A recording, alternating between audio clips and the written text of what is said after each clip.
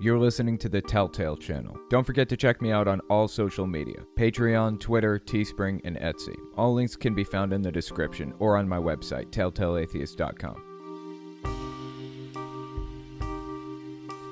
January 20th, 2021 was an important day, for a lot of reasons. For one thing, the US decided to dethrone a would-be dictator, Donald Trump. It was the inauguration ceremony for Joe Biden. We have a new president. I honestly can't express how happy I am to know that we aren't going to have 4 years of quote-unquote patriotic education under an extremist president like Donald Trump. But the ceremony stuck out to me for another reason. I haven't watched an inauguration ceremony, ever, maybe. I got involved in politics for the very first time in my life during the 2014 primaries. After that, Trump got elected, and I wasn't that interested in watching. So sitting here watching it for the first time with Kylie, it was kind of a strange experience. I knew they put their hand on the Bible and take an oath and all that, but I didn't realize just how religious it really is. That kind of bothers me as an atheist. It seems to me like it should be a secular event, right? This is supposed to be a secular government. Why do we have religion all up in there? Nick Fish, the president of American Atheists, tweeted this out on Inauguration Day. Quote, "It was refreshing to hear POTUS talk about the importance of facts and reason in our nation's policy discussions, and the calls for unity, while needed, unfortunately still presumed religiosity and excluded the third of Americans who are non-religious. No voice for non-religious Americans or explicit mention of the millions of us who don't find solace in prayer or have spent our lives being attacked and marginalized because of our lack of religion. Religion has been weaponized in this country, and we need to acknowledge that." End quote. An interesting take. And I agree with him. We are heavily underrepresented. I want to see progress toward a less religious state. That being said, the evangelical voting bloc is the thing that drives the Republican Party. It's the captain of the ship. I'm not happy about the fact that the inauguration ceremony is so full of religious symbolism. I'm just glad we don't have to worry about religious extremists steering the ship for everybody anymore.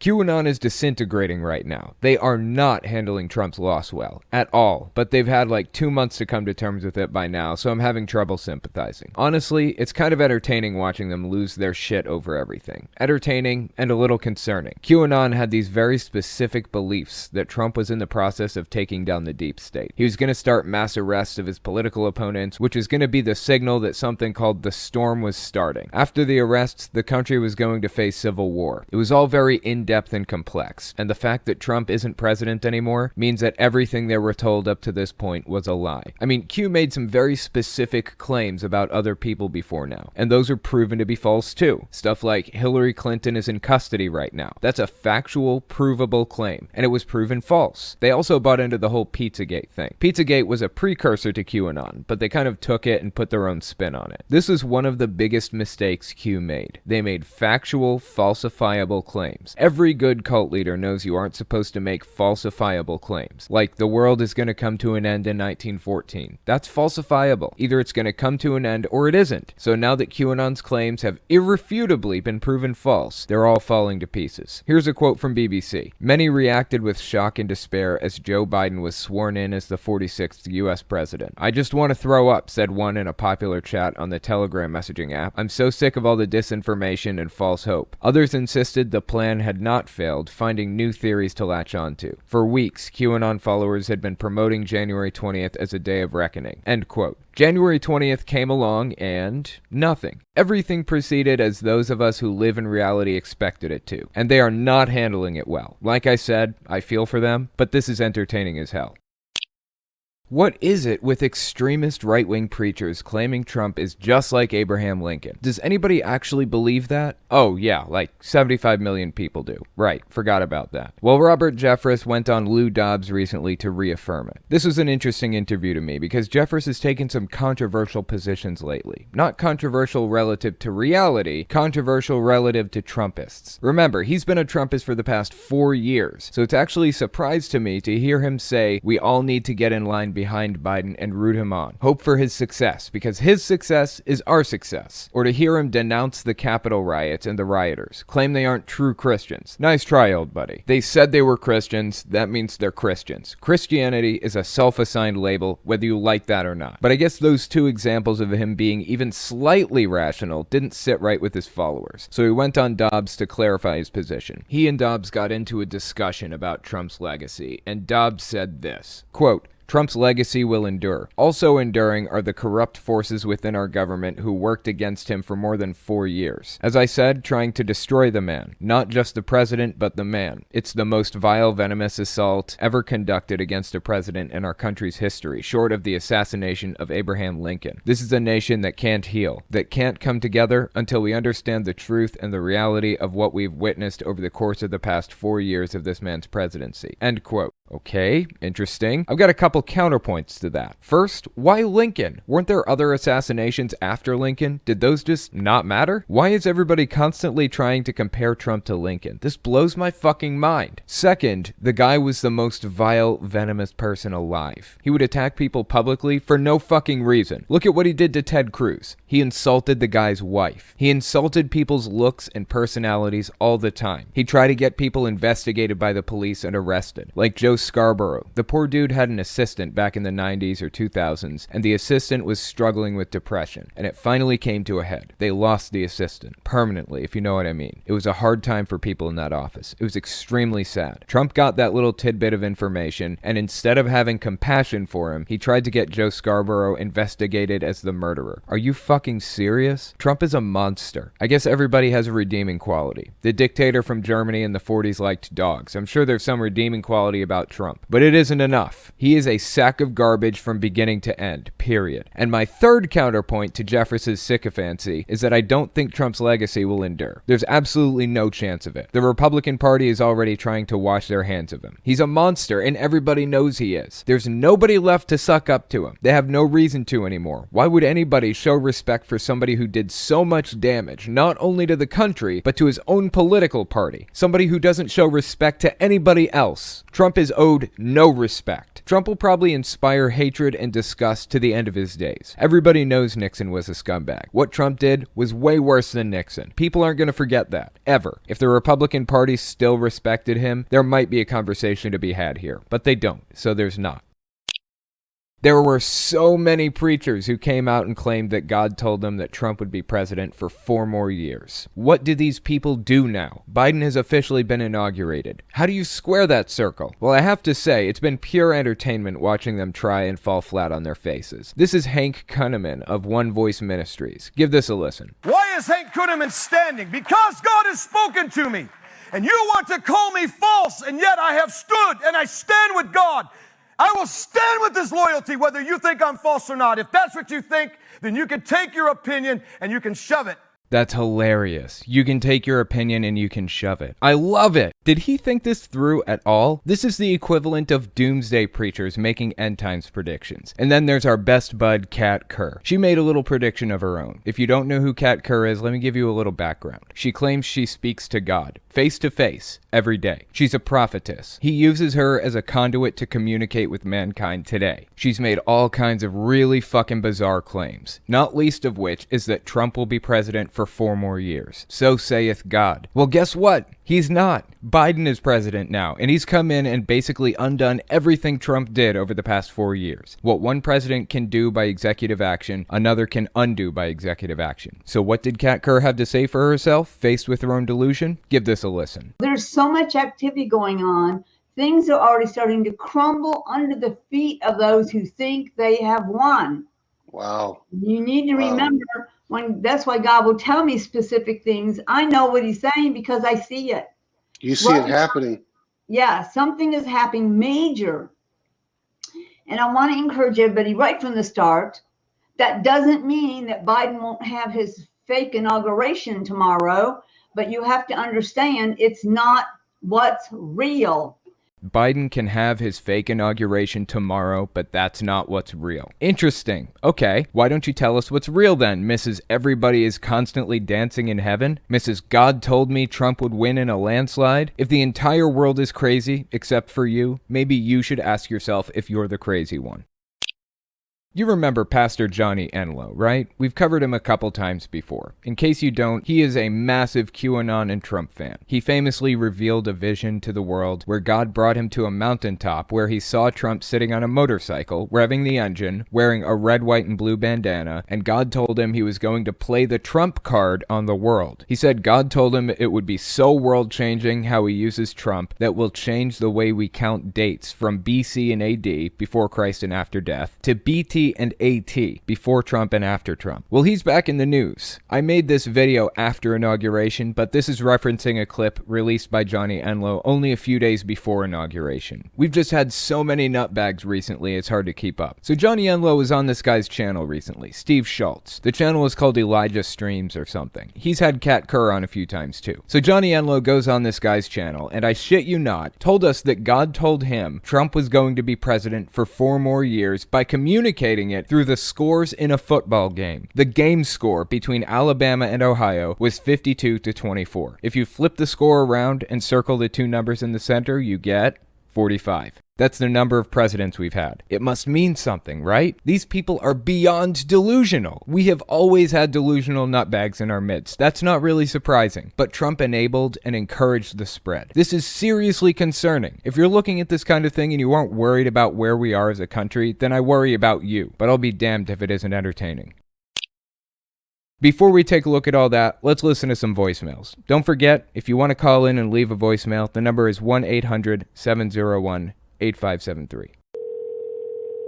Hey, this is Owen. If you're comfortable, leave your first name and state at the sound of the tiny truck backing up.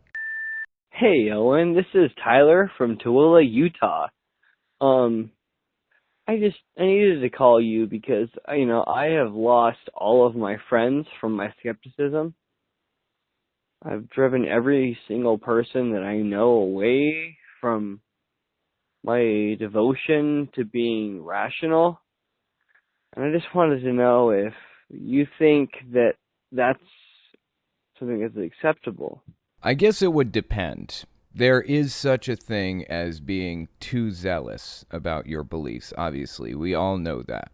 After having left the cults that we came from. There is such a thing as being too zealous. Some people carry that out with them when they leave. That's true. You want to try not to cram it down people's throats, obviously.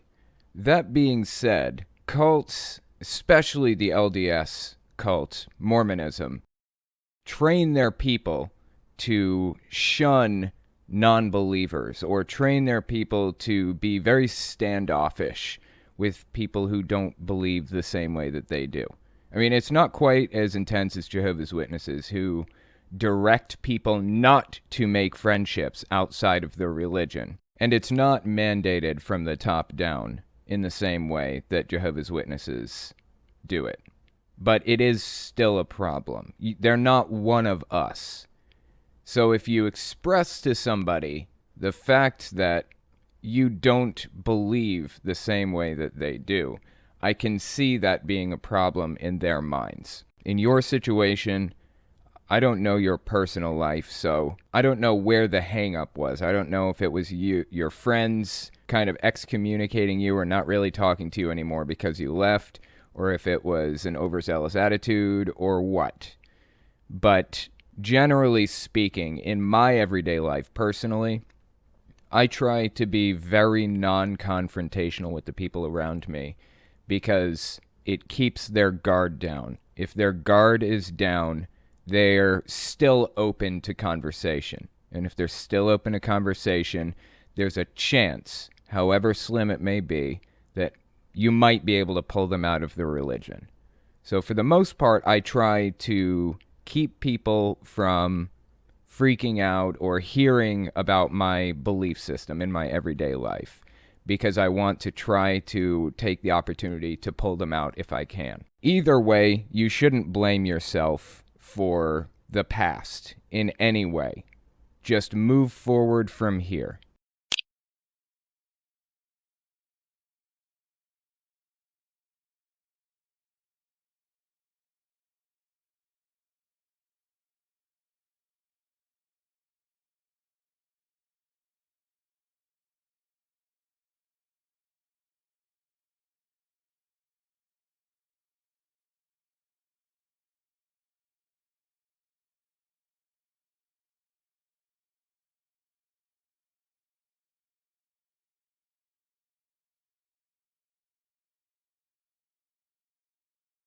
I wouldn't beat yourself up over it. What happened in the past is in the past. And at that time, you were doing what you believed to be the right thing. Now we know when I went door to door and tried to push magazines on people, that was the wrong thing. We know that now. But everybody is a hero of their own stories. Everybody believes they're doing the right thing in that moment, or they wouldn't be doing it. For the most part, aside from people with psychopathy or sociopathy or whatever. So don't beat yourself up over that. Just move forward from here and do the best you can with the knowledge that you have. Now, as far as your friend goes, I would recommend trying to come into it in a non-confrontational way and make them feel like you're open to hearing them out. Sometimes that works. Sometimes that opens the door back up, despite knowing what your beliefs are. So maybe give it a shot, and who knows, maybe they'll change their mind. Hey, Owen, this is Heather. I'm really sorry about my last calls. All I wanted to know was, how you feel about Tool and their alchemistic lyrics and everything. Sorry, man. I'm drunk, and I've been trying to articulate what I think, and it's just not working. And I want you to know I respect you for a lot, and thank you so much for everything you do. I appreciate that. That's actually really nice. We do have the previous call, so let's give that a listen. Hey, Owen. This is Tyler from Tooele, Utah. I had one question for you really quick.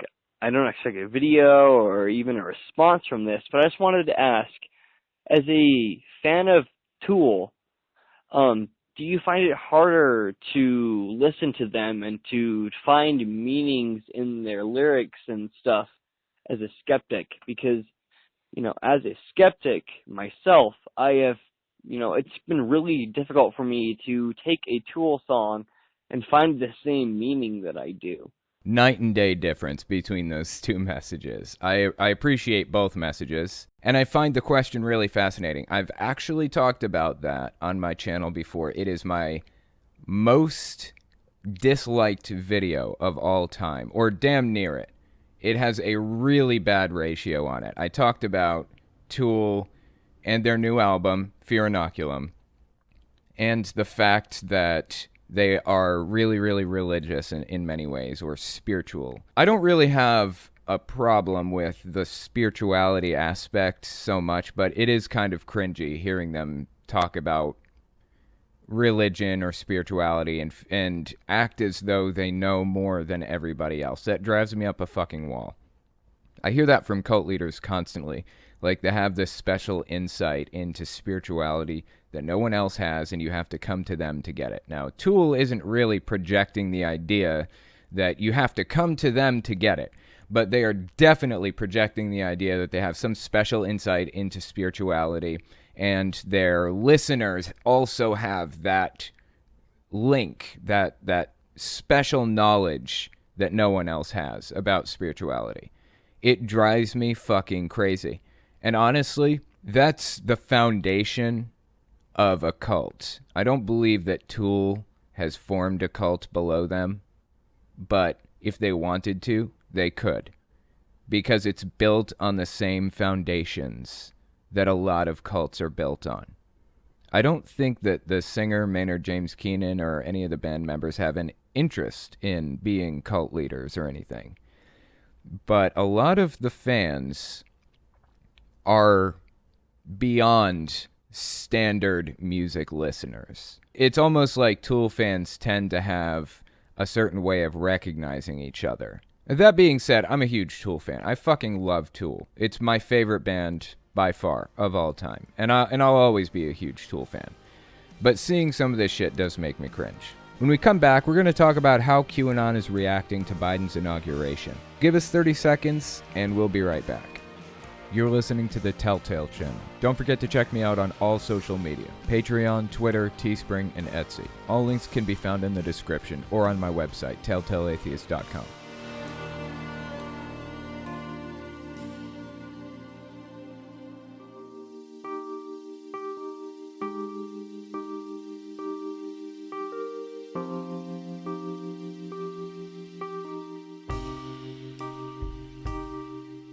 So the first article I wanted to take a look at is on BBC.com, and the title is "Biden Inauguration Leaves QAnon Believers in Disarray."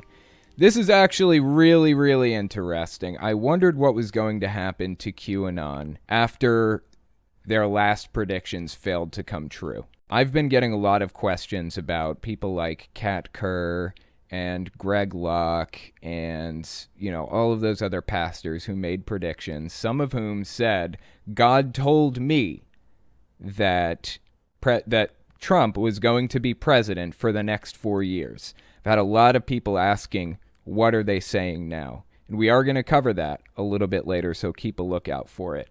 But QAnon specifically had claims about this civil war that was going to take place, and it was called the Storm. And Trump knew that when he was in office, and he would make little winks and little nods to the people listening, little nods to the QAnon people by mentioning the storm. Every now and then, out of context, he'd just say, storm's coming, or something like that. And it kept these people fueled. It kept them going. The idea is that Trump was going to basically mass arrest a bunch of people, a bunch of his political opponents, and that was going to signal the beginning of this war and all this other junk. And none of that is possible if Trump isn't president, obviously. So the fact that Biden was inaugurated shattered their hopes and dreams. And I find it fascinating to watch what happens to a cult after they've been proven wrong without a shadow of a doubt. So I figured we'd give this article a read and see what it said. Followers of the baseless QAnon conspiracy theory are divided after Joe Biden's inauguration confounded their predictions that Donald Trump would remain president in order to punish his enemies in the deep state, quote unquote. Many reacted with shock and despair as Joe Biden was sworn in as the 46th U.S. president. I just want to throw up, said one in a popular chat on Telegram messaging app. I'm so sick of all the disinformation and false hope. I find it fascinating that they used the word disinformation. I mean, misinformation, disinformation, those words specifically refer to a propaganda technique. Disinformation is this propaganda technique where you spread as much false information as you possibly can. It's kind of a linchpin to the big lie propaganda or to fire hose propaganda. Disinformation is the linchpin to it. Others insisted the plan had not failed, finding new theories to latch onto. For weeks, QAnon followers had been promoting January 20th as a day of reckoning, when prominent Democrats and other elite satanic would be arrested and executed on the orders of President Trump. But as Mr. Biden took his oath and no arrests were made, some in the QAnon community had an uncomfortable meeting with reality. There was actually a conspiracy theory that Biden was going to be arrested at the inauguration. All the way up to the last second, they wanted to believe that Trump was in control. And how fantastical would it be if Biden was arrested by Trump or by some, general or something at the inauguration? They would have gone completely fucking nuts. When that didn't happen, they fell apart. Let's keep reading.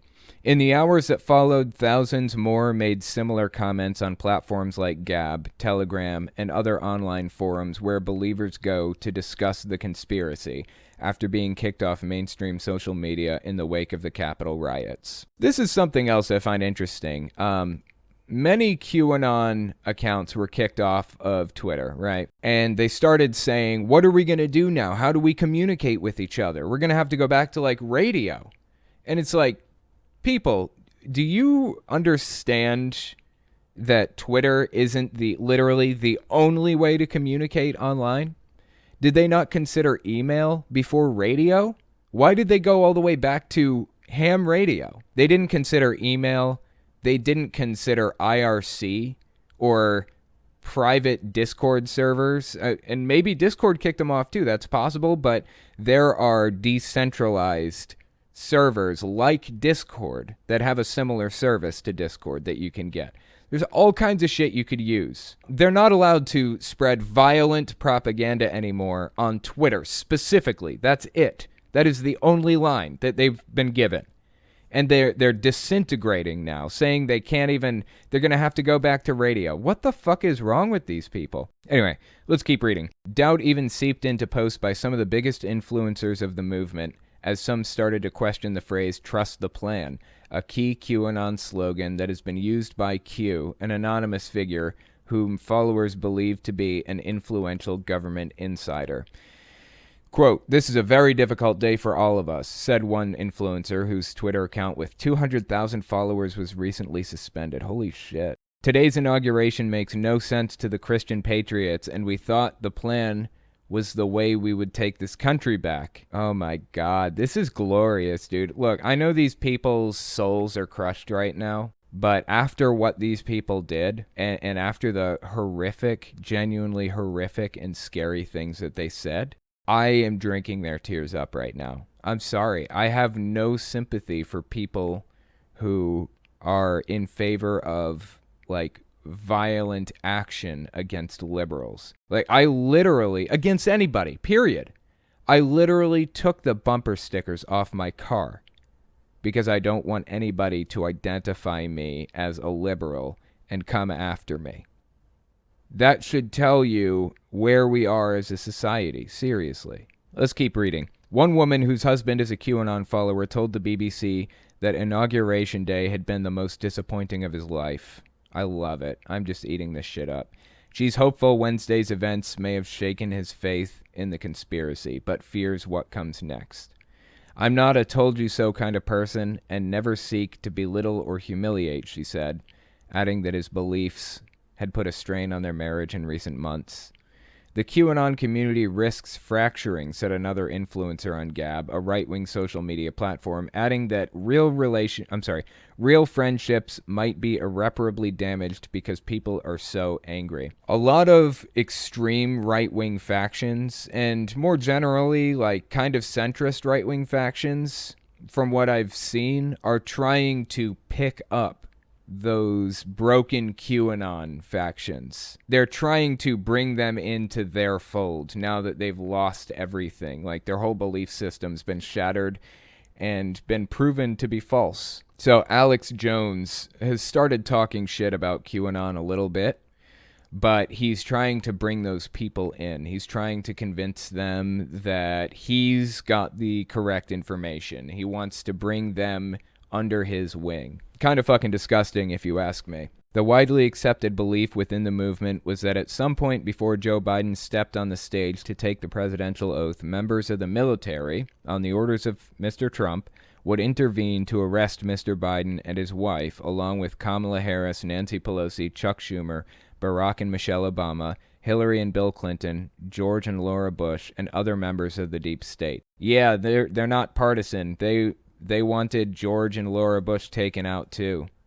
And of course, at the Capitol riot, you could see they hung up a gallows. Is that what it's called? A gallows? They hung up gallows with, like, the rope and everything hanging from the top, and they were calling for Mike Pence. Holy shit. That's fucking scary. Seriously, that is scary. This is a quote from Gab, an anonymous person. "I will continue speaking truth. I have not given up. I still have faith. I still know that God wins." Some influential accounts told followers to keep the faith and not give up so easily. One popular Telegram channel reassured its 130,000 subscribers that Mr. Trump and the Q team were still in control behind the scenes, and the evil deeds of the deep state would be exposed over the next 4 years. Some doubled down, criticizing those who, in their view, had rushed to judgment. One claimed Mr. Biden was running his administration as an inmate inside a military compound, but he doesn't know it yet. There's another Q conspiracy I heard that Joe Biden is JFK. Joe Biden is John F. Kennedy. They're about the same age, right? Joe Biden is 26 years younger than John F. Kennedy was. He was born 26 years later. So, no, they're not kind of the same age. But they claimed that he had, like, surgery on his face, or he was wearing a mask, or whatever other nonsense. These people are detached from reality. Seriously, they are detached from reality. Let's keep reading. Later in the day, Ron Watkins, one of the most influential figures in the QAnon community, called on his followers to move on, to the surprise of many observers. The son of Jim Watkins, the man behind 8chan and 8kun, message boards filled with extreme language and views, violence, and extreme content on which Q posts. The younger Watkins has been one of the main purveyors of election conspiracies and played a vital role in encouraging some QAnon supporters to gather in Washington, D.C. on January 6th. These people are nuts, dude. These people are completely detached from reality, and we're going to have to find something to do with these people. Like, we have to find a solution to what's happening right now. Actually, hang on. Let me switch screens real quick. I want to pull something up. Oh, shit! Okay, all right. Okay, hold up. Let me share my screen here. I got to share my screen. Okay, so I was about to show you guys the Donald.win. Okay, you guys probably know what the Donald.win is. If you don't know what that is, the Donald.win is, it's basically Trump's subreddit. It used to be Trump's subreddit a long time ago. It was r/the_Donald, and then it pretty much got banned by Reddit, so they moved to their own main server. Like, they set up their own software, it was their own website and everything, and it turned into a full-blown extremist meeting place where they literally talked about planning violence publicly. It was serious shit. And the FBI started visiting, all, some of the people who were saying some of the most grotesque things on there. I've been basically archiving some of the conversations that take place on the Donald and watching it and seeing how things play out. So I was going to pull it up to show you guys, but going to the Donald.win just now, we have a little message. And I'm not sure what this message says yet, because I had no idea this was the case, but let's give it a read together. What happened to the Donald.win? Since July 2019, I have personally owned the Donald.win domain. Once it seemed likely the subreddit would be banned, this domain was used by the mod team for a new community site. My role was domain owner and mod team member. The moderation team, user rules, site code, and databases are controlled by 2 other team members. My hope was always that the domain and site assets would be put under a corporation, but that did not progress. Ooh, that's not good. I bet they're in all kinds of tax liability problems now for not setting it up as a company. Following the events of January 6, 2021, it became clear media and law enforcement were attempting to dox and interview the domain owner, me, regarding the site and user content. Unfortunately, the mod team had been struggling for some time to address a flood of racist and violent content that appeared to be coming primarily from a small group of extremists who were often brigading from other sites. This had led to warnings from Epic, domain registrar, and inquiries from the FBI. Now he's going to pretend that he had nothing to do with it, and the Donald.win was a perfectly safe and nice place, and it was just a couple of guys, they're troublemakers, just coming around and causing problems. Yeah, that's the biggest load of bullshit I've ever heard in my life, and I have the archives to prove it, and we will go through those archives later. Let's keep reading. Since mods are not permitted to speak with media and I wanted to proactively get ahead of it as the domain owner, I chose to leave the Donald.win moderation team to focus on defending myself, protecting my family, and providing proper context to what was happening on the Donald.win. No context needed. We know the context. There were genuine extremists on there planning genuinely violent action, period. There's nothing else we need to know outside of that. Despite my assurances they could continue to use the domain, the controlling mods moved the community to a new site without notification.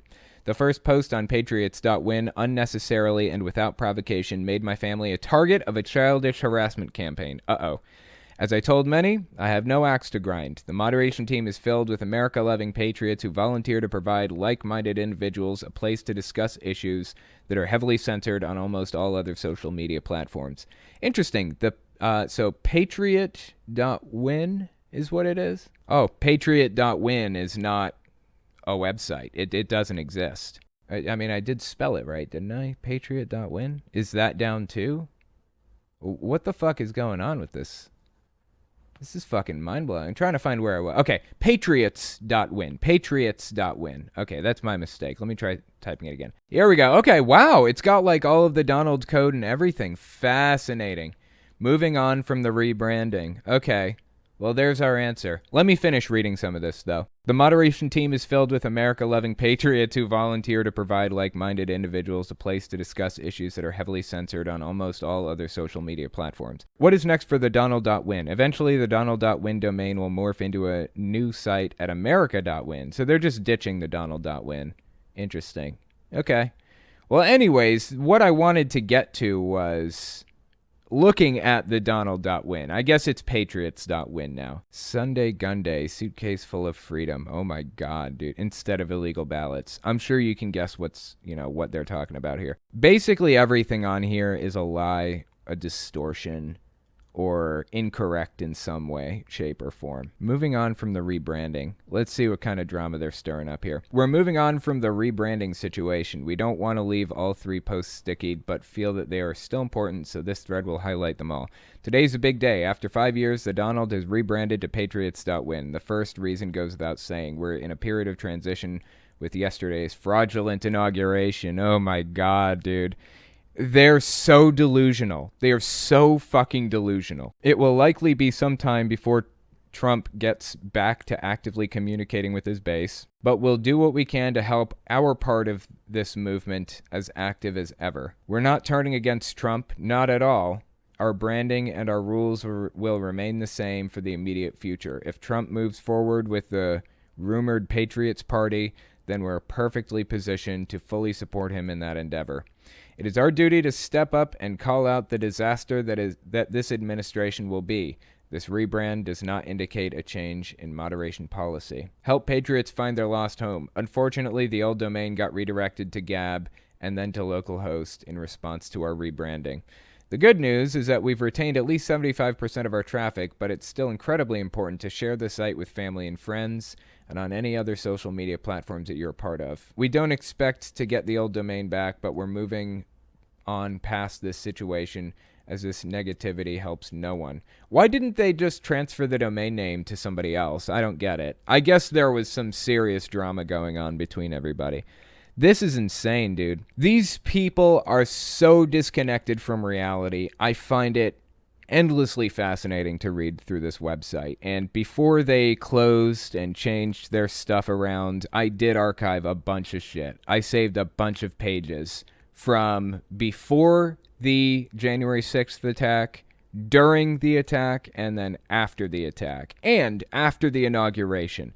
So I'm going to hopefully be going through some of those archived websites over the next few weeks. And we'll get to look at the mindset of these people change from rabid, completely psychotic, and disconnected from reality in every way, to depressed and downtrodden and afraid that the FBI was visiting their doors, to just closing everything down because Trump lost and Biden is now the president.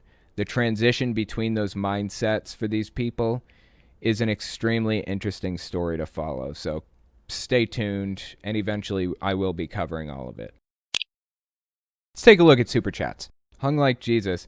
Good job, man. Really appreciate you and your efforts, I think. Thank you. I appreciate that. I'm glad you're here. Zolfner, I'm a busy person, but I'm listening. Also, Owen, I feel like you don't look at both sides. You put up with me, but do you actually know my views and ideas, and have you considered them? I don't actually know your views and ideas because I feel like half the time I don't know if you're trolling or if those are genuine. Like earlier on Twitter, you said all of your Daddy Trump stuff is a joke. I don't know what's a joke and what's not a joke. There's some rhetoric that I dismiss out of hand because it's clearly propaganda propagandistic and only being used to evoke anger or sadness in some form. If it's propaganda, I'm just going to toss it out. There's no point in me examining it any further. If you have an honest, good faith opinion on something that's based in fact, I will listen and take your ideas seriously and think about it. But I have to tell you, I've already, gone through a lot of this stuff. Like I've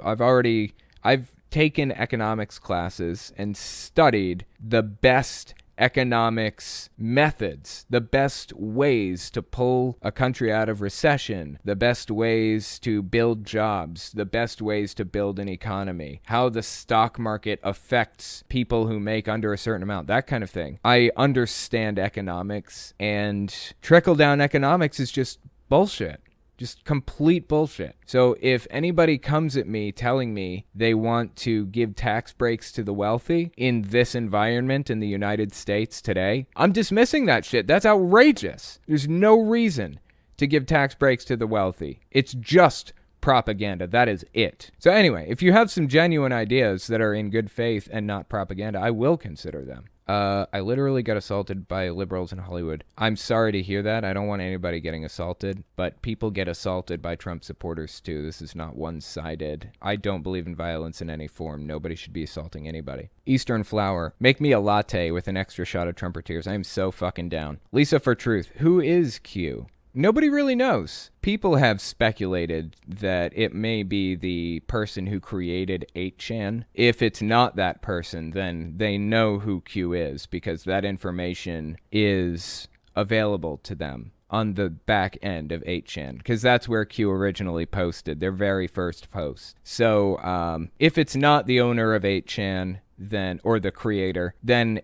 they know who it is. On the DL, supposedly, this is just a rumor, nothing verified about it, so take it with a grain of salt. Supposedly, the Q account was for sale for $1 million not long ago, a few months ago. I think right before the election or right after the election. And that has kept me up at night wondering what I would do with that account. Like, if I got my hands on that account, of course, before Q's credibility was shot to shit, what would I do with that access to deprogram the maximum number of QAnon supporters? I still think about that, and I've considered making a full video on it. Maybe one of these days I will. Zolfner, I'm going to put you off, but how do you feel about how Daddy Trump is the most influential president in history and maybe the only person that can destroy the two-party system? I think he was pretty influential in how awful he was. That's true. I don't know about the most influential. That's possible. It could be. And maybe the only person that can destroy the two-party system. I don't think the two-party system's going to be destroyed. There's no chance of that. He may have destroyed the Republican Party, but the Democrat Party is stronger than it's ever been right now. They all unified behind Biden. Even Bernie supporters, everybody. They all stood in line behind him because Trump was so bad.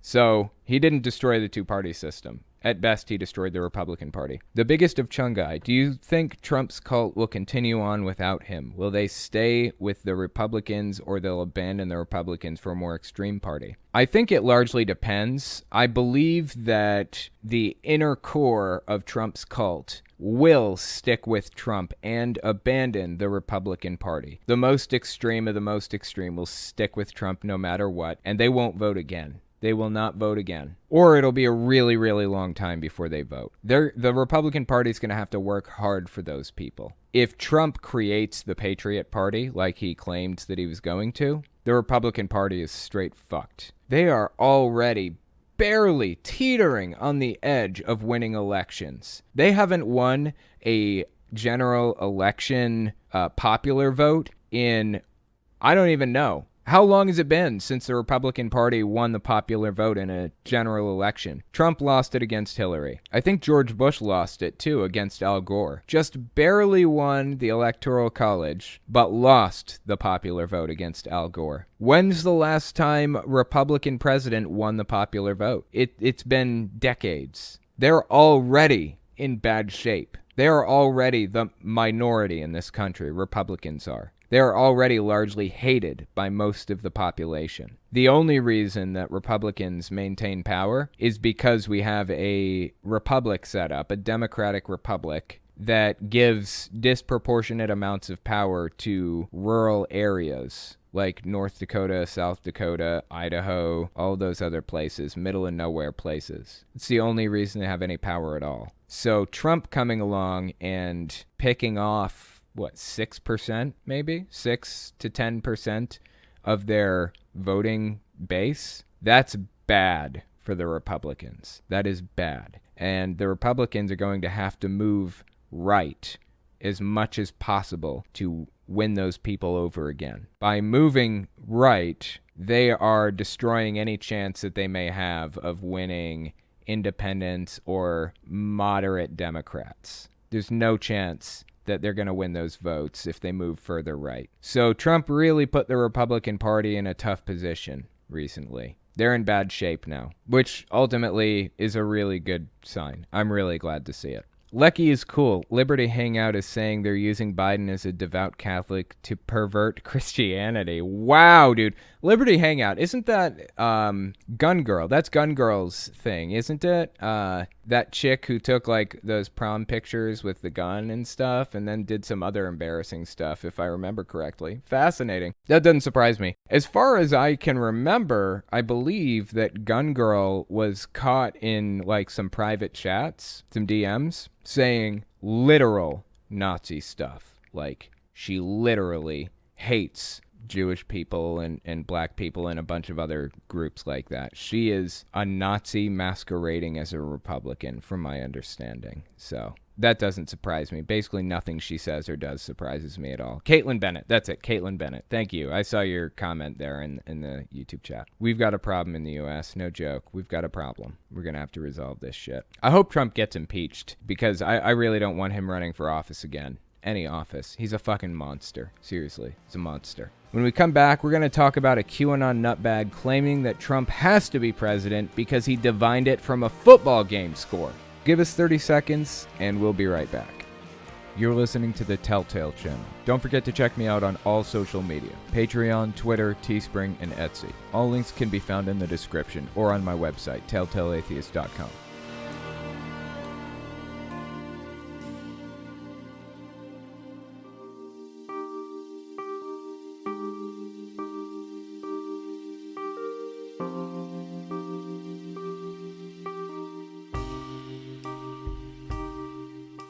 So the next article I wanted to take a look at is titled Dominionist Pastor, God Will Split History into Before Trump and After Trump. This is by Megan H. on the Friendly Atheist website. And this is actually written December 5th, 2019. It's a little bit of an older article, but there's another article we're going to get to in a second that's newer, and I'll explain why we're looking at this one first in just a minute. Let's read the article. There's BC and AD. There's BCE and CE. But Pastor Johnny Enlow would like you to know we will soon be using the terms BT and AT. That's before Trump and after Trump. Enlow is an advocate for Seven Mountains Dominionism, the belief that Christians must control several specific areas of life, including education and government. Ted Cruz's father is also a Seven Mountains enthusiast.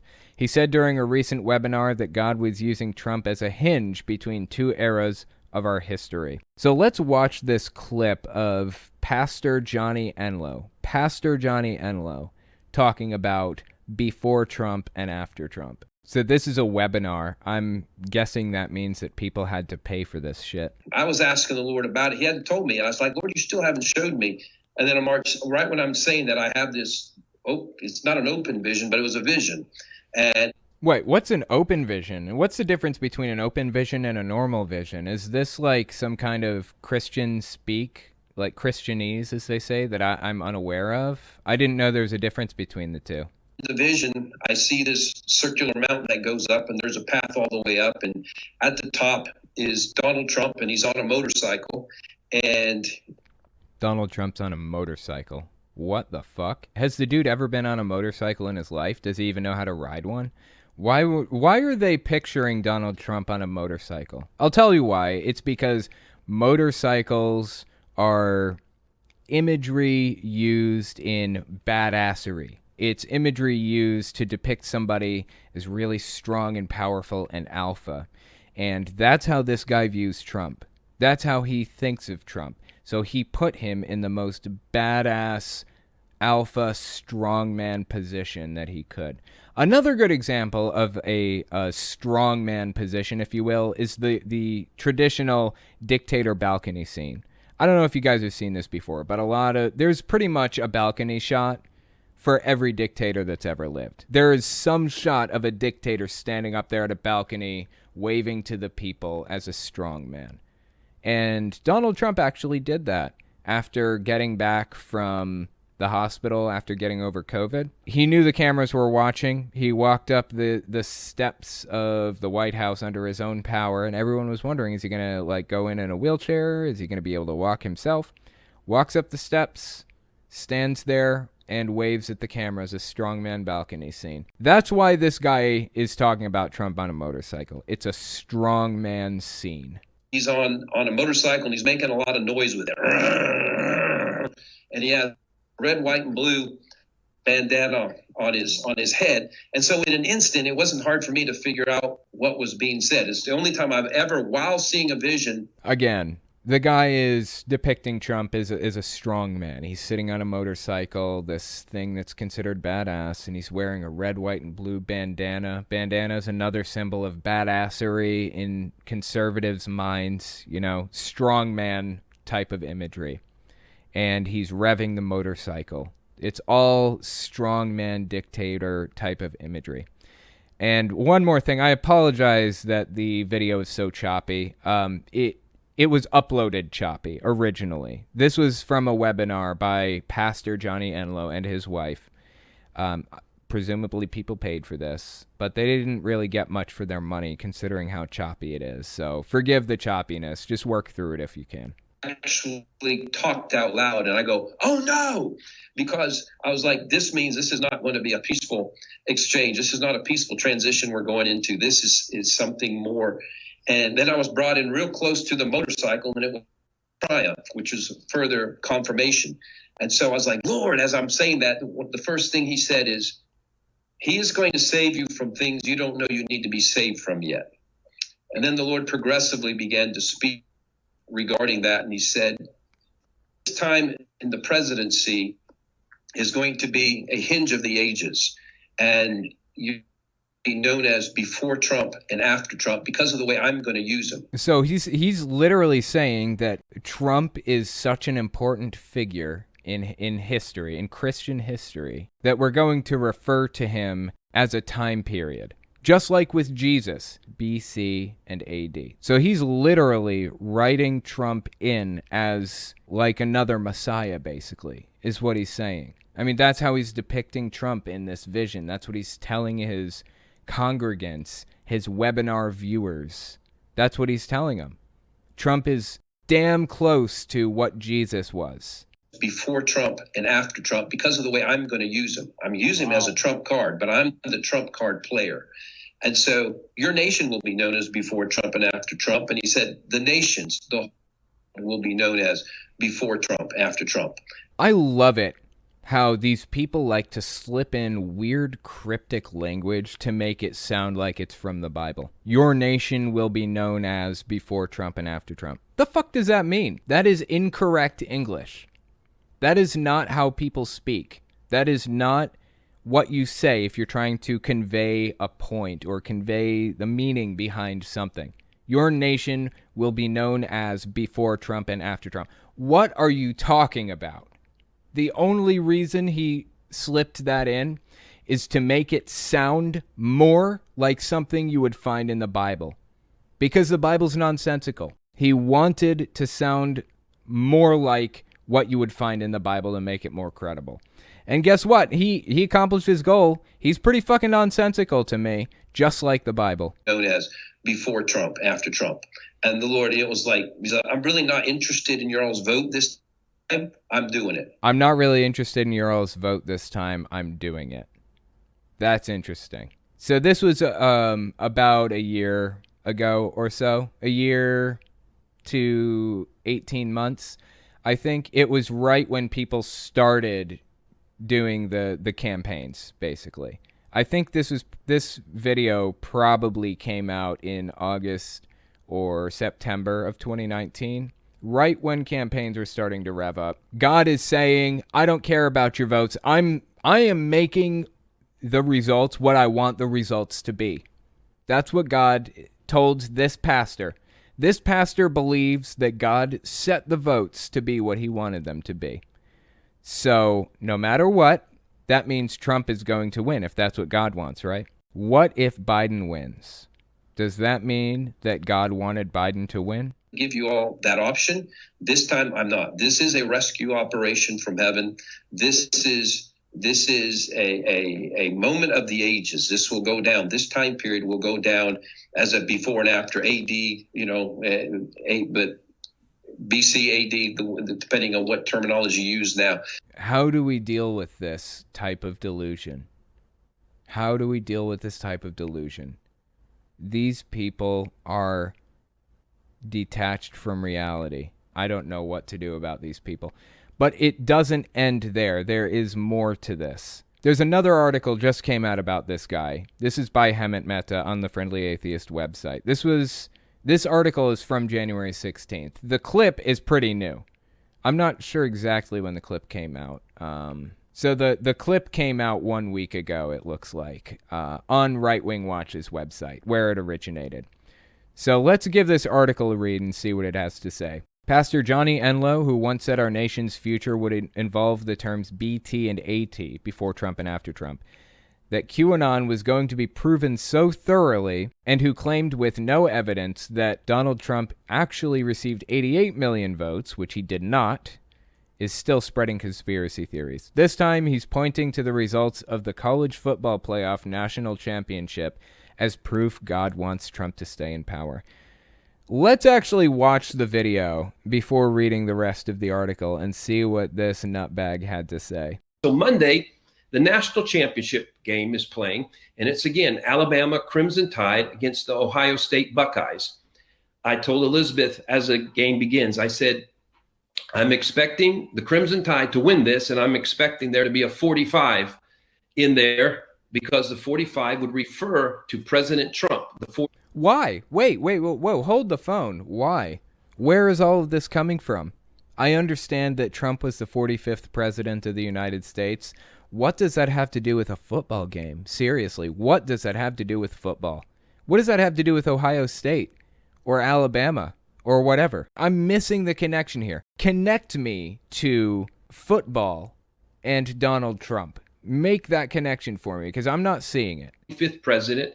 And also, again, back to the numbers, Isaiah 45 was about Cyrus, and there was the Cyrus anointing that has been on President Trump that he is not finished at all. We could not consider him having had the Cyrus anointing if he were done now.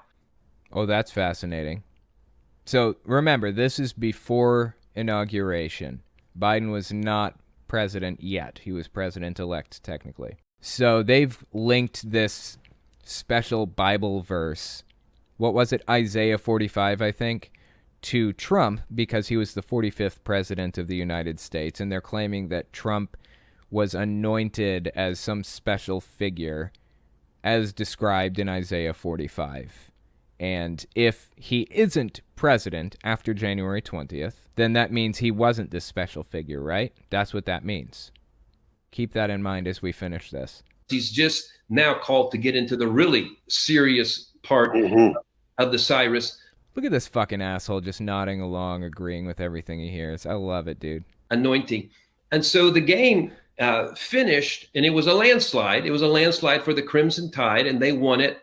And that was exciting all on its own. But I was even looking, I said, Lord, you said 45. It was 52-24.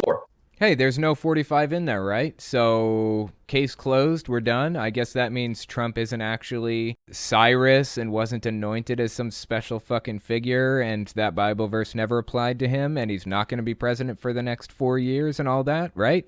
Is that what I'm picking up here? Because he said that this football game was so significant and somehow linked it to Trump. He said that there was going to be a 45 somewhere in there to prove that it was linked to Trump. And guess what? There's no 45 in the game, right? There was no 45. It was 52-24, right?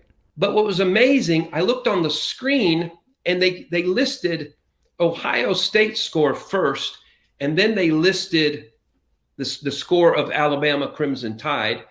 And then actually when I looked in the morning on, I think, ESPN, they did it the same way. Seems unusual. Usually you put the team with the higher score first and the other score afterwards. But the way that looks and the way it came out, I'll put this up right now. Oh, he brought paper with him. It was I love it. He brought paper with him. He drew it out for us.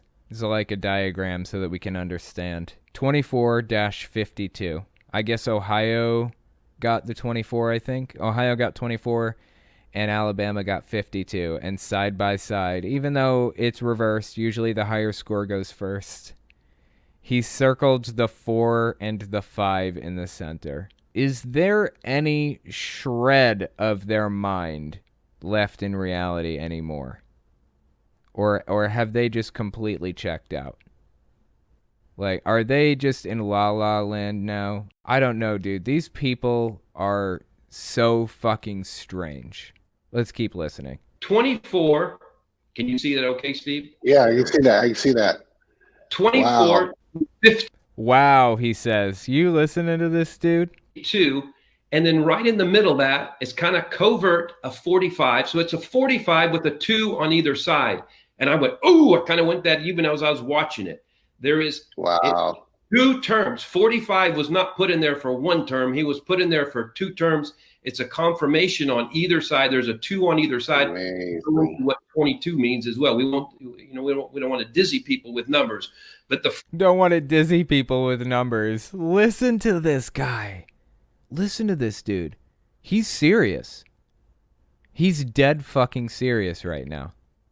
45 was there right in the middle. And so that was another confirmation, the Lord saying, I'm putting Trump in a second term, and it's not later. It's back to back. It's right now. It's part of the Crimson Tide that's coming in. Part of the Crimson Tide that's coming in. I honestly don't understand how all of this is connected to football still. Like, that connection never, linked up in my mind, or for some reason. I don't know. Why is this connected to football? Why is this connected to Alabama State? This is fucking bizarre. Let's take a look at the article. This is a quote from the video we just watched. He fully expected the final score to contain the number 45. To Enlow, the number 45 surrounded by 2 2s was a clear sign from God that Trump is going to serve a second term. It's a 45 with a 2 on either side, Enlow declared. It's a confirmation on either side. This is Hemant Mehta speaking. In case you're wondering, host Steve Schultz didn't say anything to suggest Enlow was crazy. All that said, if God really wanted Trump to remain in office, maybe he could have done a better job at getting the votes out in swing states instead of sending ambiguous messages via a college football game that occurred 2 months after the election. That's a pretty good point. I honestly, truly do not understand. What's the connection here? I don't understand the connection at all. These people are so completely disconnected from reality at this point. Are they savable? Can we somehow find a way to reconnect them to reality? I don't know. But this guy is a pastor. He's a pastor and a Republican, a diehard Republican. He has a lot of influence. I've watched his sermons before. He's not a nobody. The fact that he is not a nobody and pushing these conspiracy theories should be concerning to everybody. I'll be damned if it's not hilarious, though. Let's take a look at Super Chats. Nervardia, are incels an online cult? And happy Sunday. Thank you. Happy Sunday to you too. And yes, they are. I haven't really gotten into incels too much, though I have talked about them on my channel once or twice. But yes, they definitely are a cult. Not always online either. Sometimes it's not just online, it's in person too. Pasty Cake, if your God is endorsing a politician, then that, my friend, is some taxable words. I agree, 100%. That's definitely against the law. And you know what? I'm okay with you saying that. That's totally fine with me. As long as you pay taxes, it's totally good with me. Pasty Cake, I'm Antifa Washington, and we told each other and BLM to stay away from DC and that mess. The left are the crazy emotional ones. The right. These people are so unhinged from reality. We have a problem on our hands, and I don't know how to deal with it exactly yet. Just one day at a time, right? Eve Bunny. Can't say I'm surprised that a coup of brainwashed nationalists happens when we have a school system that crams the Pledge of Allegiance down impressionable children's throats. Unquestioned nationalist propaganda. 100% agree with you on that one. Why the fuck do we have people... Why the fuck do we have kids saying the Pledge of Allegiance every morning? Is that not, like, super fucking culty to anybody else? That's really fucking weird, it seems to me, that kids stand up every morning and say the pledge. I never did as a Jehovah's Witness. I never said the pledge. In fact, I have never said the pledge, like stood at a flag, and I don't even know what hand to use. Is it your right hand over your left? Or is it your left hand over your right? I don't remember. I don't know. I hear one of them is an insult, a serious insult. If you put the wrong hand over, then it's like a disrespect to the flag. But I gotta say, it can't be any worse than beating somebody with a flagpole, right? I mean, that happened at the riots at the Capitol recently. I can't say putting the wrong hand over your heart by mistake is worse than that. Jesus Christ. Anyway, thank you for the super chat. I appreciate it. Pasty Cake. An omnipotent, omniscient, omnipresent, malevolent, all-powerful being and a bunch of evolved apes offer it insignificant gifts for favors. Right? Like blood sacrifices? How fucking weird is that? Right? Like when you really take a step back and take a good long look at the situation we're in, sometimes it's fucking weird, dude. Blood sacrifices. Killing animals at an altar to appease God. What the fuck? Dustin Binns. Hello, Owen. How are you tonight? Hope you're having a safe day. I am having a safe day. Which is to say, a day spent inside and not outside around people. So it's pretty safe. It's as safe as I can get. Hope you're having a safe day also. On Fire. Been asking other YouTubers this. Preparing to do my first few videos. What did you wish you knew before starting? And what advice would you have for newbies? What did I wish I knew before starting? I wish I knew all of the little tricks to YouTube, which can all be learned by reading a book or reading blog articles about it or whatever. And when I say tricks, I mean, what is it important to do? Little tricks to get into the YouTube algorithm. Do thumbnails correctly, do titling correctly, do the descriptions and the tags, all of the metadata, very important.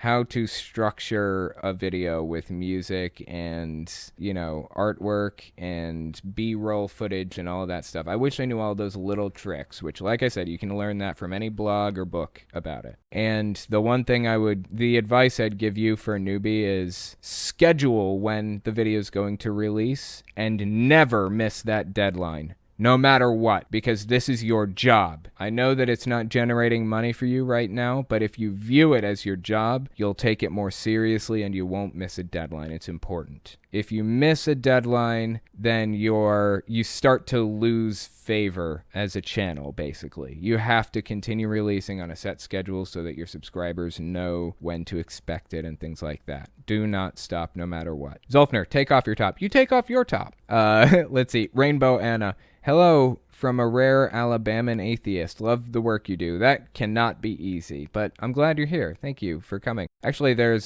somebody named Godless Engineer. He really cool guy. I know him. I'm friends with him. He's from Alabama too, I believe, or Mississippi, one of the two. I think it's Alabama. Stephen Loveday. I don't know if you've seen it, but Jesus Camp is a really good documentary. I have seen that, actually. Jesus Camp, yes. It was very, very good. It was super interesting. If you guys haven't seen that, you should watch it. They're not paying me to say that. Jesus Camp was a really, really good documentary. It's so crazy, dude. Seriously. When we come back, we're going to talk about delusional preachers comparing Trump to Lincoln. Still, give us 30 seconds, and we'll be right back.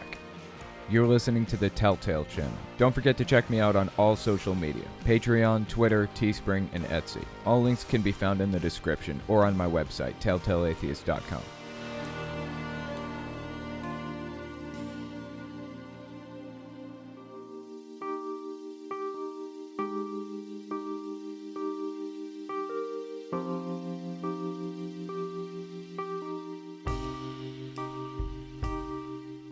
So the next article I wanted to read is titled Lou Dobbs, Trump Faced a Venomous Assault Like No President Other Than Lincoln. This is by Hemant Mehta on the Friendly Atheist website, so let's give it a read and see what it says. During an interview yesterday with MAGA cultist and Trump sycophant Pastor Robert Jeffress, Fox Business Channel host Lou Dobbs claimed that no president has suffered the kind of assault Donald Trump has seen outside of Abraham Lincoln. 3 other presidents have been assassinated. That's a really good point. 3 other presidents have been assassinated. What the fuck is this guy thinking? I figured we'd pull up the clip and actually give it a watch and see what was actually said. Rhinos like Adam Genzinger, who ask you to repent for your support of President Trump, as the president is being, again, fraudulently impeached by the Dems, and there is not even a whisper of dissent or opposition to that in the national left-wing media. Well, I have to say, I think the reason that there's no dissent or anything in the left-wing media, or in the media at all, except for on Lou Dobbs' show, is because the guy inspired an insurrection against the U.S. Capitol. I think that's a pretty fucking fair reason to impeach the guy. And actually, a lot of Republicans agree with that. Lou Dobbs is an extremist. This guy that you see on screen right here, this guy is an extremist. And so is Robert Jeffress. They're both extremists. You would have to be to defend something like this. Let's hear Robert Jeffress's response to Dobbs's point. Something we're going to see more and more over these next 4 years, and that's an attempt to shame people like you and me who strongly support this president into repenting of our support of him. Well, I'll guarantee you I'm not repenting of anything. Language. Did you hear him? A Christian man saying dang. That's wrong. I can't believe it. If he can say dang, I can say dang, right? Can't every kid in the country say dang? If a Christian man is saying dang, it's going to be anarchy soon. I find it fascinating that this guy is telling us he has nothing to repent for. Nothing? Like literally nothing? Well, I'll guarantee you I'm not repenting of anything. Anything. I guess he's basically like Jesus, right? He's pretty much perfect. Certainly not my support of this great president. I told USA Today this week that I had absolutely no regrets whatsoever. Okay, I just want to point this out. You guys probably know of this, but I've covered Jeffress a few times. So I want to point out that Jeffress went on Fox News. I think it was an op-ed on their website, basically saying Trump lost the election. This is shortly after the election, too. This was like the end of November, I think. He put out this op-ed, said Trump lost, Biden won. We need to align behind President Biden because his success is our success. And I thought that was pretty honorable.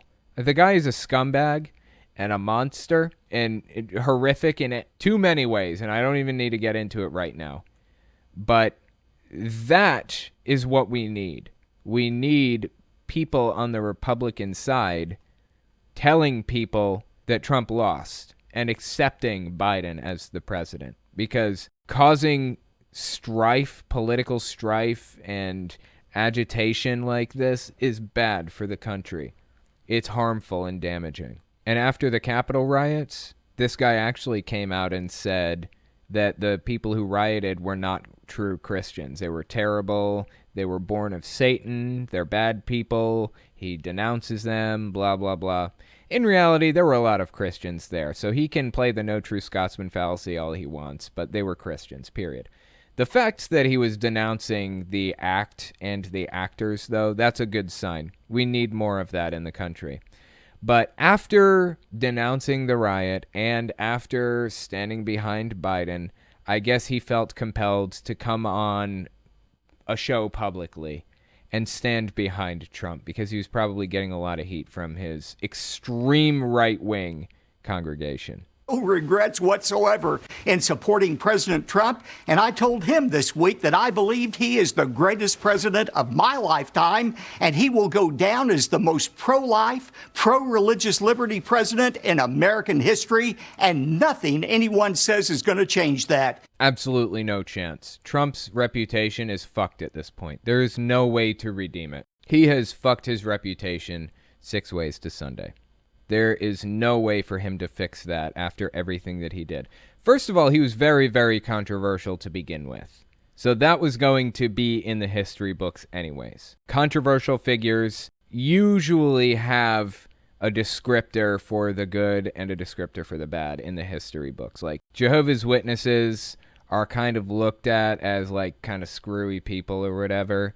And people usually list their good points and their bad points. It's easy to find each.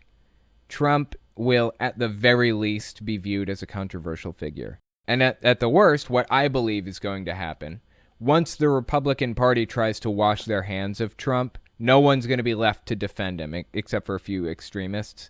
And he will go down in the history books as exactly what he was. I don't think Trump has any chance of having a good reputation after this. Lou, he's leaving office next week with his legacy intact. And that's another important point. The fact that Jeffress is acknowledging that Trump is leaving office next week. Or, of course, now it's after that. Biden is president. But he was acknowledging when this clip came out that Trump was leaving office. And that was extremely important because a lot of pastors were not. Earlier in the podcast, we looked at a lot of pastors who can't deal with the fact that they were wrong about this. Greg Luck, up to the day, claimed that Trump was going to be the one who was inaugurated. Kat Kerr, up to a couple of days before, refused to acknowledge that Biden was going to be the president. Lots of pastors were doing this and deceiving people and making this transition harder. It was always going to happen, but making it harder is only making people's lives worse. Absolutely, and it's an extraordinary legacy, all the more because of the efforts of the radical Dems, the deep states, from the beginning almost of his candidacy for the office that they tried to deny him. His 4 years in office are remarkable in achievement, all the more so because of the naked, corrupt opposition of the radical left and the deep state.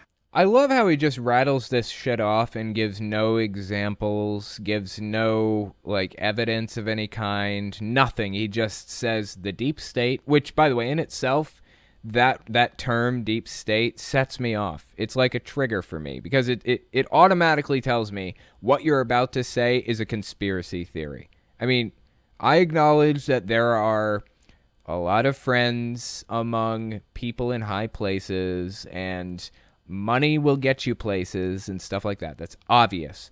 But deep state, that term specifically, has turned into a dog whistle for QAnon nutbags who are totally unhinged from reality.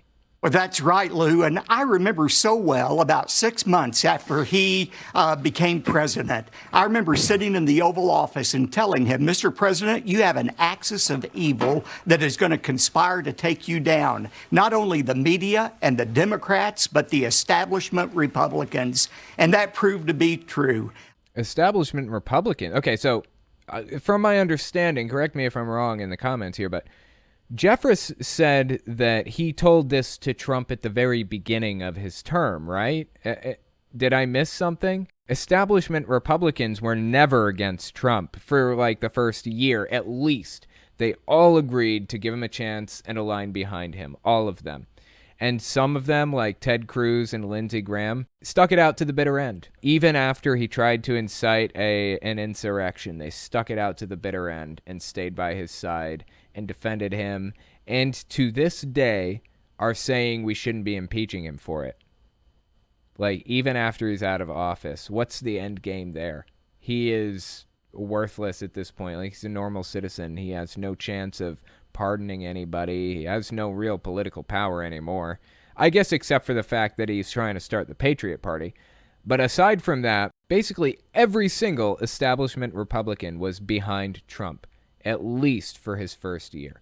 So I'm not sure if Jeffress was trying to prime Trump to be in paranoia mode, or if he was trying to make Trump feel like he was the only one that he could trust, or what his plan was. But that's bullshit. Conspired together, but they couldn't stop his tremendous achievements in spite of all of those headwinds. His enormous achievements? What exactly did he achieve? I would love to know. What did he achieve?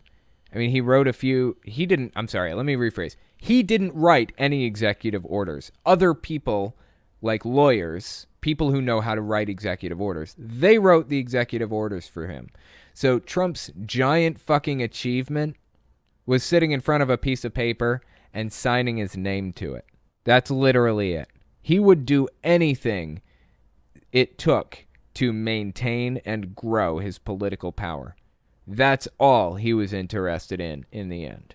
And I am grateful, eternally grateful, for what he has done for our nation. Even though he's leaving office for now, his legacy will endure.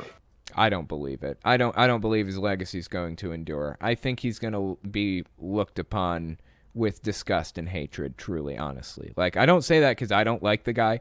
I say that as a factual thing. I believe that usually cult leaders are looked upon with disgust and hatred, and that's what Trump is. In all seriousness, I believe that's how Trump is going to be viewed. Now, Dobbs, in this next section, has an impassioned plea, an impassioned speech to give to us. So let's see what he has to say. Legacy will endure. Also enduring are the corrupt forces within our government who worked against him for more than 4 years. Who?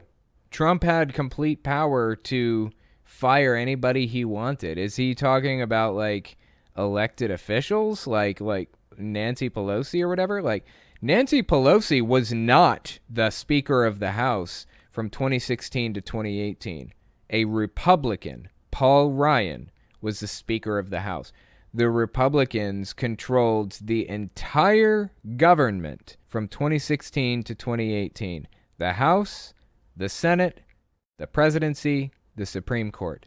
Every branch of government was controlled by the Republicans for those 2 years. So I'm not sure what forces he's talking about were, like, conspiring for the entire 4 years to take him down. Like, what forces inside the government? What is this dude talking about? 4 years. As I said, trying to destroy the man. Not just the president, but the man. Trying to destroy the president, not just the president, but the man. There were people out there who were doing really mean things to Trump. They were responding to Trump in mean ways on Twitter, right? I'll acknowledge that freely. But Trump had literally no limits to what he would do to people. No limits. I don't know if you guys know who Joe Scarborough is, but Joe Scarborough is a political analyst, a commentator on maybe MSNBC, I don't remember. Anyway, he's on some show with Mika Brzezinski, right? He's the Republican, she's the Democrat. It's kind of a, fair and balanced type of thing. Anyway, Joe Scarborough in the 90s or the 2000s, if memory serves, he had this assistant at, like, this newsroom that he worked at. I'm probably getting this story wrong. If I am, somebody put the correct story in the comments for me.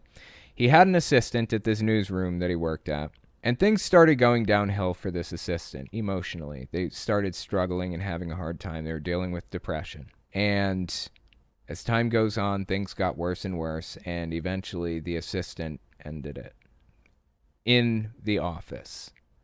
And it was this big traumatizing experience for Joe Scarborough and for the people at the office who worked with this person every day. They lost their friend, basically. They lost somebody that they worked with every single day of their lives. They ended it right there in the office. Imagine how difficult that would be. What do you think Trump did when he got that information? Did he keep his fucking mouth shut and respect the fact that Joe Scarborough and other people had to deal with this traumatic experience of, having this friend who ended their lives? Did Trump respect that and leave it be? No. He claimed Joe Scarborough was a murderer, and it was a murder, and tried to get Joe Scarborough investigated by the police. Imagine that shit. That is how low Trump will go. That's how low he'll go. There is literally no bottom to that pit. Trump is the lowest piece of shit alive.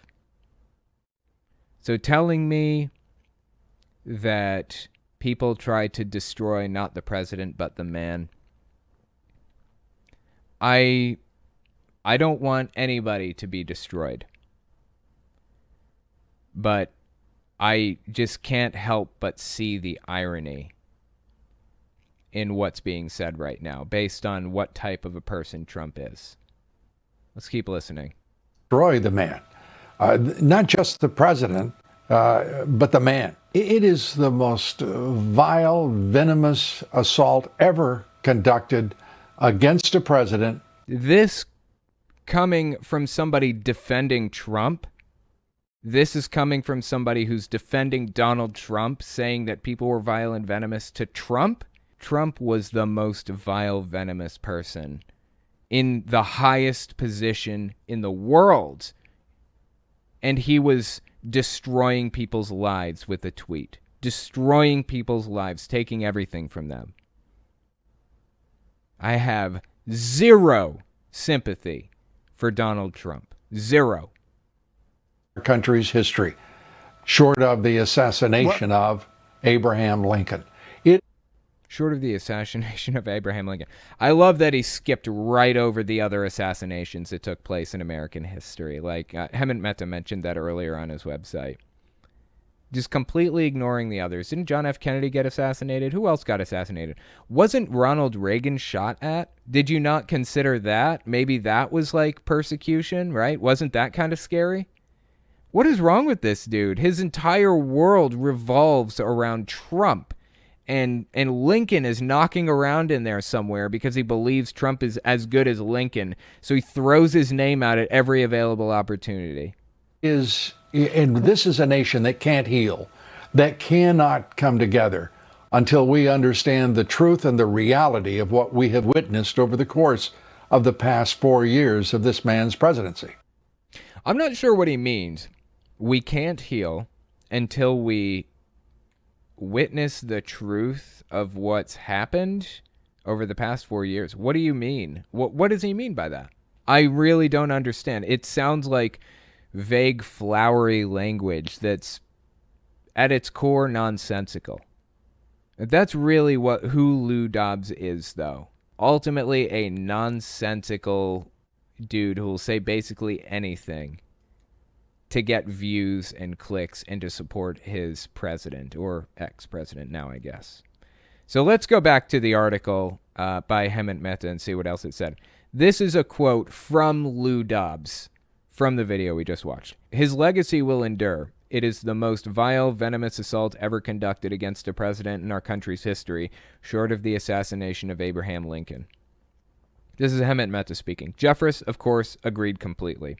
These men have very short-term memories. Barack Obama was constantly the victim of right-wing lies and smear campaigns that were never based in fact, often from Dobbs himself. Oh yeah, not to mention, do you guys remember all the scandals that Obama was embroiled in? The tan suit scandal? Do you guys remember the Dijon scandal? He got Dijon mustard on his hot dog, and that was a massive fucking scandal because what kind of a man puts Dijon mustard on his hot dog? No man at all. He's a beta. He's not fit to be president because he uses Dijon mustard. I love how those arguments just go right out the fucking window when it comes to Trump. This is Hemant Mehta again. Other presidents have been criticized for the duration of their term because that's part of what the job entails. In Trump's case, however, no other president arguably deserved as much criticism as he got, and he still hasn't paid any kind of serious price for it. You can't work with a man who doesn't understand the job he applied for and who doesn't care about doing it well. Trump used the office to boost his personal brand. We'll be feeling the effects of his vanity campaign for generations to come. Dobbs and Jeffress are too stuck in their bubbles to understand why so many other people have good reason to despise and denounce Trump. If Trump's legacy endures, it'll only be as a cautionary tale. I agree. I don't think there's no chance Trump's legacy is going to endure. He's not going to look good at the end of history here. Like, in 50 years, what does Nixon look like? What does Nixon look like to us? He looks like an idiot and a terrible person. He's most famous for his scandals. Nobody respects Nixon. But would you be surprised to find out that the Moonies cult and many other people at that time did hunger strikes and protests in defense of Richard Nixon? Richard Nixon was very, very loved at the time by the Republicans. And here we are. Nobody likes Nixon. He was a monster, and we all know he was. That's going to be Trump in 30, 40 years. It's already almost Trump. A lot of people don't fucking like the guy. But in 40 years, I heard somebody else say this, maybe the YouTuber Vosh at some point, I'm not sure. Anyways, in 40 years, MAGA stuff is going to be the new Nazi material that, you find in your grandfather's attic and you quietly burn it where nobody can see. Don't tell anybody you found it. Just put it in the fire and get rid of it because it's disgusting. That's what the MAGA material is going to be in 30 or 40 years, I believe. And as for this line right here about Trump not paying any kind of serious price for it, that's true. He hasn't. I'd like to see Trump in prison for the crimes that he's committed, for the actual crimes that he's committed. I'd love to see that. But I think that the one thing that hurt him more than anything was being removed from Twitter. He took so much pride in that Twitter account. It ate him up that he lost it. And once again, I'm just sitting here drinking his tears. Let's take a look at Super Chats. An Iron Butterfly. Feed the kitties. I will do that. I will get to that hopefully after the last article we get to, which will be done soon. Zolfner, did you just smoke the Mary Janes? No, I don't smoke weed. I used to a long time ago, but I haven't in a long time. Like once a year when I'm in a legal state and among friends, sometimes I'll smoke it. But it's only like once a year, once every couple of years. Last time I smoked it was when I went to New York City to see to go to Bethel, to go to the Bethel compound, the Jehovah's Witness compound. That was an interesting trip. Eastern Flower, I want to see Trump on a unicycle. That would be an interesting one for sure.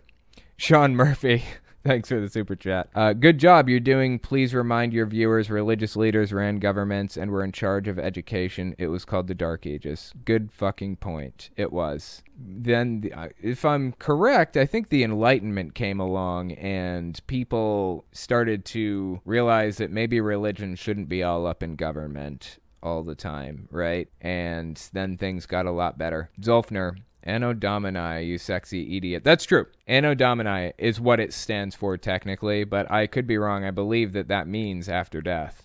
If you want to use the non-Christ-centric ones, you should be using before Common Era and Common Era, BCE and CE. That's actually what they use in like scholarly articles now. Jehovah's Witnesses use that too, interestingly enough. Looked it up. Open vision refers to a vision seen like pictures on a screen as opposed to just a feeling. Interesting. Did not know that. Okay. So he was saying it was not an open vision. It was just a feeling. He had a feeling that Trump was on a motorcycle on a spiral mountaintop, revving the engine with a bandana on his head. And God told him directly that we were going to use BT and AT. That was a feeling he got. This guy is fucking weird. Sean Murphy. BC means before Christ. AD means in Latin Anno Domini, or Year of the Lord, been changed to before Common Era and Common Era. Right. Dustin Binns. It's just like the obsession Trumpists have with Donald Trump being like the character Rambo. They have no sense of Trump's character. I know. Seriously. Why do people like relate to Trump so much, like think he's one of them? He's a billionaire who was born to a billionaire and is judgment proof when it comes to the economy. It's literally impossible for Donald Trump to fail because he had so much money from his father. If he were born into the situation that I was born into, he would be a drug-addicted dude just sitting on a park bench. That's what he would be. He would be a bald, drug-addicted piece of shit that nobody wanted to talk to because he's so fucking toxic to everybody in his life. Lisa for Truth. U of Alabama is called Crimson Tide, and MAGA hats are red. That's my guess. That's possible. That's a possible connection. That's true. Red Wave, Crimson Tide, that could be. But still, real flimsy connection. Real flimsy connection. Zolfner, Trump is the most influential president in history and got more people to vote than ever, period. It should be concerning he could rule a party. I don't think so.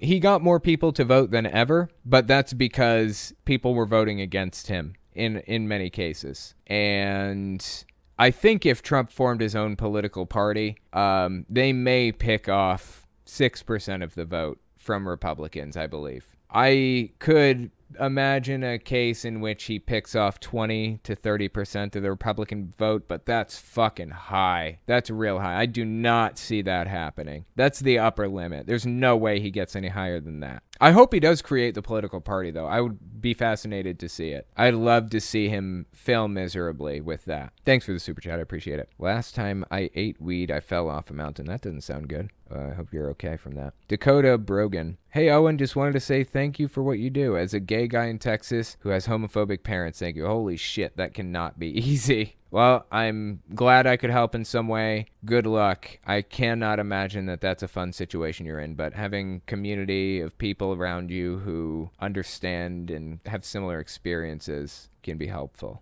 So hit me up on Twitter. I'm on Twitter all the time. I can't read this name because it's in characters I don't know how to read. Important secular question with ramifications for the future of our species. Strawberry or chocolate ice cream? Strawberry for sure. I fucking hate chocolate. Chocolate is basically Satan. Strawberry all the way. I love strawberry shit. It's awesome. Zolfner, half the country voted for him and a quarter voted against him. Stop kidding yourself. I don't know about that.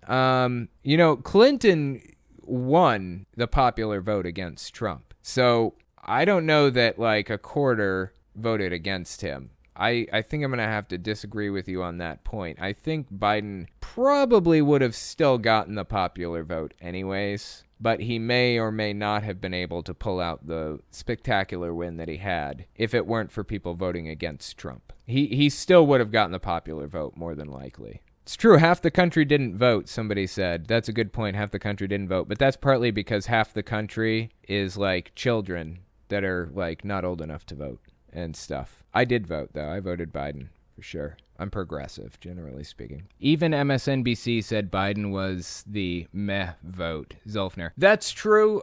He was at first, but I think there's a lot of enthusiasm that's built for the guy in the past 6 months. I think a lot of enthusiasm built for Biden after the primaries.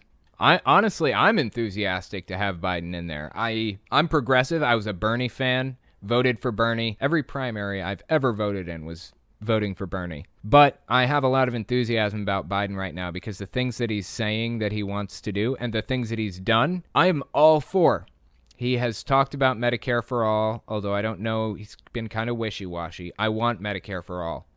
He's talked about canceling some student debt. I want to see it. He's at the very least taking integrity seriously right now, which may not have been the case if Hillary had come before Biden. He may not have taken integrity as seriously as he is right now, but he is. Integrity and empathy, both. And he's taking COVID-19 seriously, and I cannot complain about that. Timothy John, did you ever hear from Stuckman about doing an interview on the channel? Just curious. Love you, man. Yes, thank you for the super chat. I did. He messaged me on Twitter, and we talked for a little while. He said he had a lot of interviews booked up, but he would be willing to do one with me. I decided to wait a week or two, or whatever, until he's a little bit less busy. I could probably poke him with a cattle prod and get one tomorrow if I wanted, but I don't want to be a dick. I want to give him the space and time he needs, so. Love your show. I am Batman. Well, thank you. I love your show too, Batman. Zolfner, not paying attention, but heck, Owen. Wow, the language of this person. Whew. That's intense. Dustin Binns, I am just worried that Biden is going to slowly slip back into corporatism with his current staffing choices. I worry about that too. I agree 100%, but we'll cross that bridge when we get to it. When Biden does something that is against my ethics or questionable, I'm going to attack him relentlessly for it. Until then, I'm his biggest cheerleader. So far, this is, day 4 of his presidency? I can't complain at this immediate moment. Sean Murphy. Real landslide elections, for viewers not old enough to remember, 1972, Nixon won 520 to 18. Reagan won 525 to 13 in 84 against Mondale. Yeah, I know. You should see, well, you probably have, but I'm just saying the audience, you guys should see the electoral map. It was like Massachusetts was the only one that was blue. And there's a reason for that, politically speaking. The reason was basically, there was confusion over the Democrat and the Republican Party. The Democrat Party traditionally was the racist party, and the Republican Party was the ones that freed the slaves. But there was a political shift in Nixon's era that made it so that basically Nixon was running with the Liberal Party, but he was super, super conservative. He was a conservative monster. So nobody really knew who to vote for.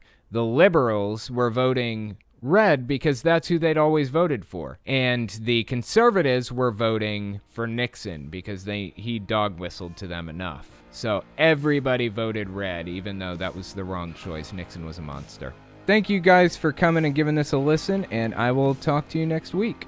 If you like what I do and you want to make sure I can continue to do it, you can support me in a few ways. First, you can support me on Patreon. That's probably the best way. But if you want to get something back for your support, you can check out my Teespring. I sell all kinds of shirts and stickers and stuff on there. Second, you can support me by checking out my Etsy store. I sell 3D printed stands for every system, from the original Nintendo to the Xbox One. And finally, if you want to support me in other ways, you can check me out on my other channels. I have the podcast channel, which is where I talk about whatever's on my mind. Politics, social issues, whatever. You can also find it everywhere podcasts can be found. Or you can check out the videos on my main channel where I focus on destructive cults. As it is with most channels these days, I rely on the support of viewers like you to keep my channel alive, so sharing my work is extremely helpful. Anyways, check me out in all those places if you haven't already. Thanks for listening, guys.